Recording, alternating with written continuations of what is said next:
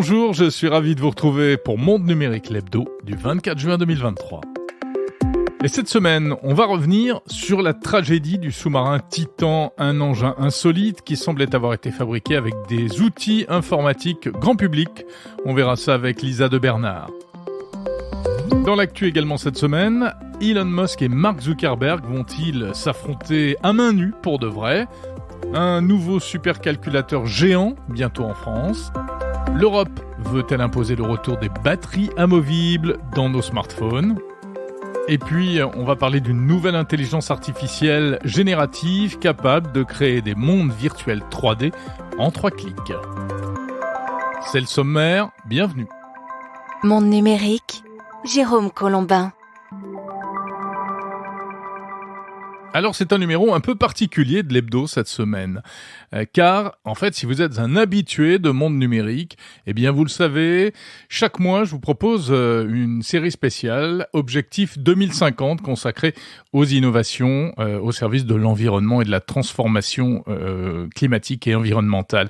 Et en général, lorsqu'il y a Objectif 2050 le samedi, il n'y a pas d'hebdo, sauf que l'autre jour, je me suis trouvé tout d'un coup un peu flemmard et je me suis dit que je pouvais quand même au moins vous proposer une séquence actu lorsque c'est la semaine d'Objectif 2050. Voilà, donc nous y sommes, d'autant plus que d'après le petit sondage que je vous ai proposé récemment, eh bien vous semblez apprécier particulièrement cette séquence actu. Donc désormais, je vous proposerai une fois par mois l'hebdo, mais que de l'actu, pas d'interview. Et à côté, Objectif 2050, que je vous invite vivement à écouter. Et cette semaine, un épisode consacré à des innovations repérées à Vivatech, notamment un incroyable projet de dirigeable décarboné. Autre petit message de service, donc un sondage cette semaine, un sondage que je vous propose depuis 15 jours. Merci à tous ceux qui ont bien voulu répondre pour m'indiquer ce qu'ils aiment et comment ils écoutent aussi Monde Numérique. Le sondage est toujours en ligne d'ailleurs, vous pouvez y répondre si vous le souhaitez, je vous en remercie d'avance sur mondenumérique.info. Et puis surtout bravo à 3 d'entre vous, puisque c'était la promesse, 3 d'entre vous vont se voir offrir un code d'accès, une invitation pour le nouveau réseau social Blue Sky. Voilà, vous avez été tirés au sort et je suis ravi de récompenser pour leur réponse à ce petit sondage, Bastien, Manu et Nouri. Je ne prononce pas les noms de famille parce que ils ne m'ont pas autorisé à le faire. En revanche, j'ai vos emails sous les yeux, vous allez être avertis par mail directement et vous allez recevoir ce code d'accès à Blue Sky. Amusez-vous bien sur Blue Sky, vous verrez, il n'y a pas grand monde quand même, il n'y a pas énormément de Français notamment, mais faites-moi signe lorsque vous y serez. L'actu de la semaine.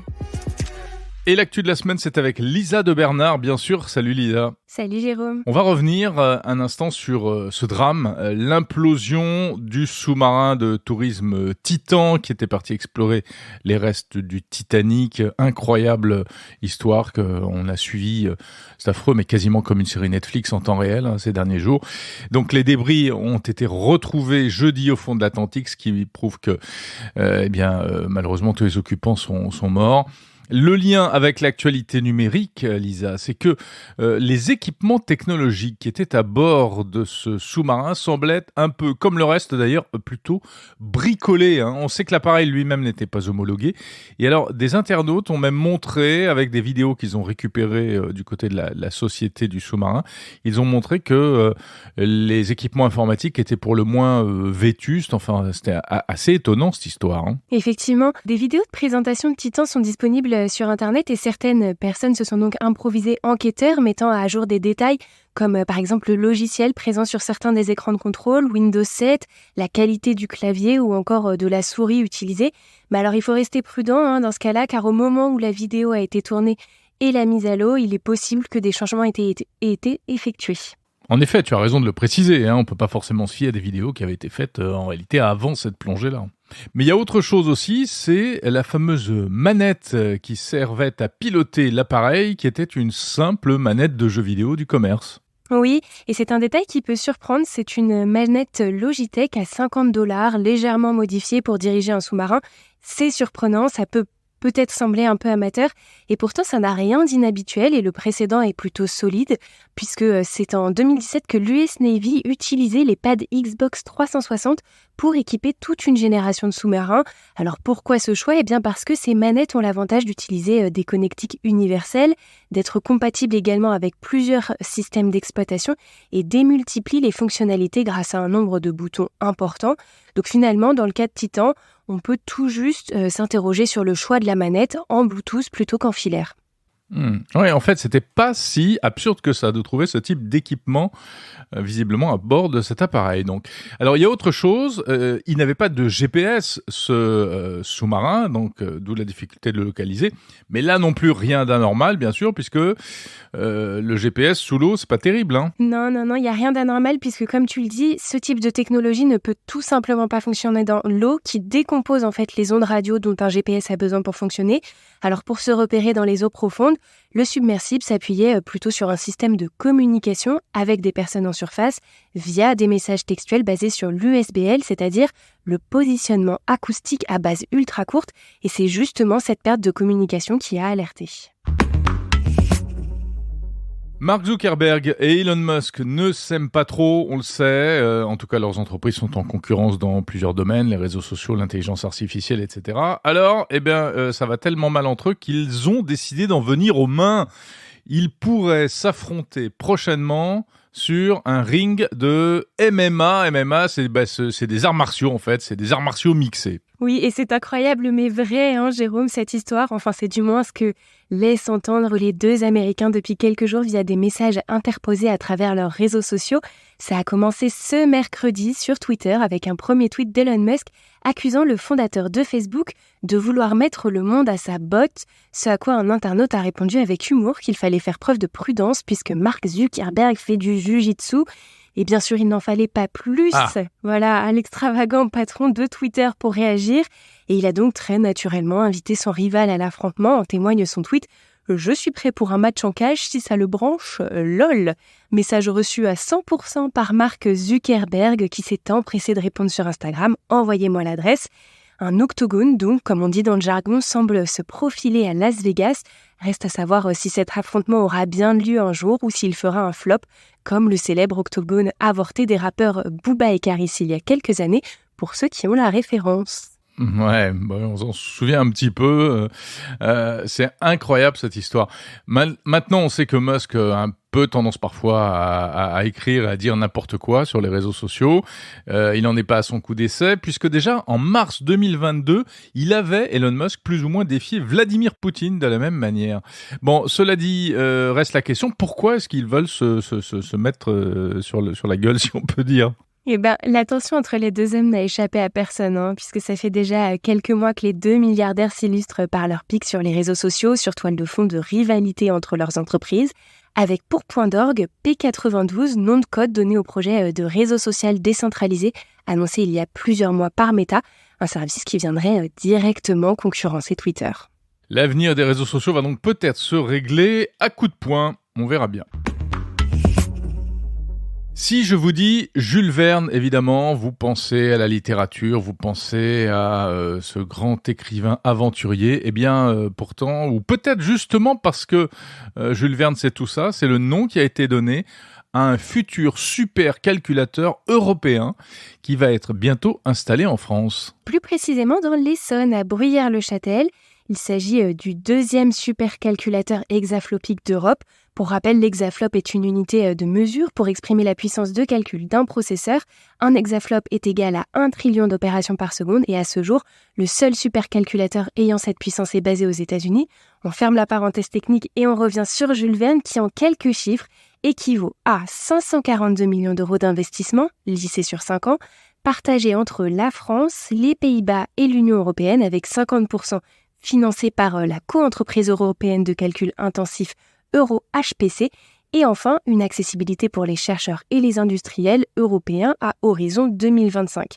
Côté utilité, avec toute cette puissance de calcul, Jules Verne devrait servir dans de nombreux domaines, parmi lesquels le développement de l'énergie de fusion, la gestion du changement climatique ou encore la simulation quantique. Une liste qui, bien entendu, est loin d'être exhaustive. En tout cas, je vois que tu manies les hexaflops et les trillions avec brio, Lisa. Donc, je ne t'apprendrai pas que ce Jules Verne devrait donc être 1000 fois plus puissant que le Jean Zay, qui est le supercalculateur le plus puissant actuellement en France, qui est dédié à la recherche, qui est sur le plateau de Saclay et qui est d'une puissance de 28 pétaflops. Une excellente nouvelle donc pour la recherche française et européenne, mais c'est pas tout puisque ce supercalculateur, recèle en son sein aussi des questionnements et des enjeux de souveraineté. Oui, comme on le disait, Jules Verne est le deuxième supercalculateur du genre en Europe. Le premier est baptisé Jupiter et arrivera en Allemagne en 2024. Et alors, la grande différence entre ces deux machines, c'est que Jules Verne sera vraisemblablement motorisé par des processeurs européens. Du moins, c'est ce que souhaite EuroHPC, qui, dans sa feuille de route, a affirmé sa volonté qu'au moins un supercalculateur hexaflopique sur 2 soit basé sur des technos européennes, ce qui serait donc, comme tu le disais, une grande avancée en matière de souveraineté, puisque jusqu'ici, tous les supercalculateurs européens s'appuient plutôt sur des technologies américaines issues de fournisseurs comme Nvidia, AMD ou Intel. Ouais, on a hâte de voir quels pourraient être ces fameux processeurs européens. Merci beaucoup Lisa de Bernard pour ce coup d'œil sur l'actualité tech de la semaine. À bientôt Lisa. Merci Jérôme et à bientôt. Avant d'aller plus loin, encore une petite actu. L'Europe va-t-elle imposer le retour des smartphones à batterie amovible ? Vous avez peut-être connu en effet ces téléphones Nokia, BlackBerry ou même Samsung et autres, dont on pouvait retirer le dos en plastique, juste en le déclipsant avec son ongle pour échanger une batterie défectueuse. D'ailleurs, chaque fois que le téléphone tombait par terre, en général, il s'éclatait en 3 morceaux. Le corps de l'appareil, la coque arrière et la batterie. Un jour, tout a changé puisque Apple, un jour, a imposé ses smartphones impossibles à ouvrir soi-même et ensuite tout le monde a suivi. Or, aujourd'hui, l'Union européenne, dans le cadre de sa politique en faveur de la réduction des déchets électroniques, souhaite imposer de nouvelles dispositions. Et l'une d'elles a fait du bruit récemment avec un vote mi-juin du Parlement européen qui se traduirait par une intention de rendre obligatoire les batteries amovibles comme au bon vieux temps sur les téléphones mobiles. Panique dans certains médias, mais rassurez-vous, en réalité, il n'en est rien. Visiblement, il y a quelque chose qui a été compris de travers par certains journalistes, et il faut préciser ici exactement ce qui devrait se passer. Donc l'Europe veut imposer, oui, une batterie qui peut être facilement retirée avec des outils du commerce sans qu'on ait besoin d'utiliser des outils spécialisés appartenant à une marque, à moins que ceux-ci puissent être fournis gratuitement. Il s'agit aussi d'éviter l'usage des colles qui parfois nécessitent des recours à des produits spéciaux pour décoller les pièces, toujours si on veut changer la batterie. Donc, en réalité, il ne s'agit pas du tout d'imposer un retour aux batteries amovibles, mais juste de fixer certaines préconisations pour faciliter la réparation des appareils, au mieux par les utilisateurs eux-mêmes, au pire par des spécialistes, mais en tout cas pas forcément des réparateurs officiels de la marque du téléphone. Suivez mon regard, on sait qui a imposé ce passage obligé. En fait, ça correspond d'ailleurs à une tendance qui est déjà en train de se mettre en place, y compris chez Apple, puisque de plus en plus, il devient possible de réparer soi-même son téléphone et de changer la batterie. Évidemment, c'est plus ou moins compliqué selon les modèles.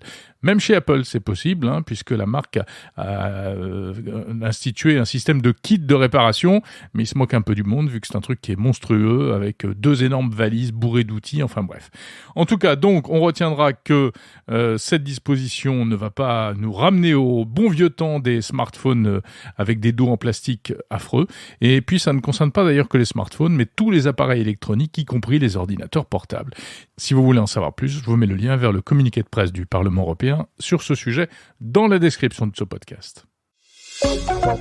L'innovation de la semaine. L'innovation de la semaine, c'est une nouvelle intelligence artificielle générative capable de créer des images en 3 dimensions à partir d'une simple commande en langage naturel. On connaît les systèmes désormais célèbres, DALL-E, Midjourney, Stable Diffusion, etc., qui permettent de générer des images en tapant en toutes lettres ce qu'on veut, le fameux prompt, mais ça donnait jusqu'à présent des images en 2D, enfin comme des photos en fait. Eh bien, c'est la société Intel Labs, associée à une autre entreprise qui s'appelle Blockblade Labs, qui a mis au point un nouveau modèle d'IA générative qui va encore plus loin puisqu'elle est capable de créer des représentations 3D réalistes dans lesquelles on peut se déplacer virtuellement comme dans un décor de jeu vidéo. Ça s'appelle LDM 3D, ça veut dire Latent Diffusion Model for 3D. C'est une première, visiblement. Et pour démontrer le potentiel de ce LDM 3D, Intel et les chercheurs de Blockblade ont développé une application qui s'appelle Deep Fusion, qui en fait utilise des photos 2D standards et des cartes de profondeur afin de créer des vues immersives et ensuite interactives. Alors imaginez, vous êtes créateur de jeux vidéo, eh bien hop, avec une bonne requête, un bon prompt, vous allez pouvoir créer en quelques secondes des univers virtuels. Bon, c'est assez pointu comme application, mais il y a plein de domaines, on imagine, qui peuvent être concernés. Le divertissement, mais aussi l'industrie, l'architecture, le métaverse dans le futur, etc. Finalement, donc après les dessinateurs, après les graphistes qui ont commencé à s'inquiéter quand ils ont vu arriver les IA génératives, ce sont peut-être maintenant les créateurs 3D qui vont commencer à se poser des questions. D'autant que l'outil développé par Intel vient d'être mis en open source via la société Hugging Face dont on a déjà parlé dans ce podcast, dans un épisode précédent. Et puis, de toute façon, pour ce qui est des inquiétudes éventuelles, rappelons que ce type d'intelligence artificielle ne crée pas à partir de rien. Il s'appuie sur des contenus existants qui ont déjà été inventés par l'homme. Donc, autrement dit, si on veut continuer à véritablement inventer de nouvelles choses, pour l'instant en tout cas, eh bien, il faudra toujours un être humain dans la boucle.